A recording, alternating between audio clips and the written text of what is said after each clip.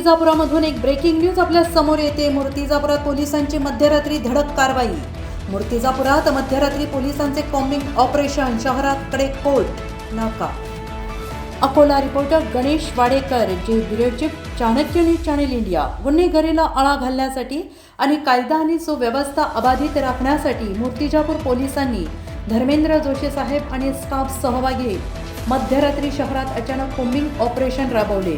शहरात ठिकठिकाणी कडेकोट नाकाबंदी करण्यात आलेली असून संशयित वाहनांची आणि व्यक्तींची कसून तपासणी करण्यात आलेली आहे।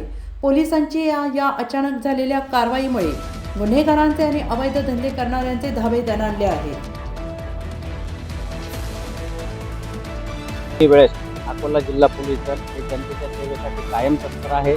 आज रात्री माझ्या पोलीस स्टेशनमधील सर्व अधिकारी, कर्मचारी, महिला कर्मचारी या मूर्तिजापूरकरांच्या सेवेमध्ये रुजू आहेत। रात्री बेरात्री कोणतीही कायदा सुव्यवस्थेची परिस्थिती असो किंवा इतर कोणतीही बाब असतील तर आपण आम्हाला जाहीरपणे सांगू शकता किंवा डायल 112 तर्फे कळवू शकता।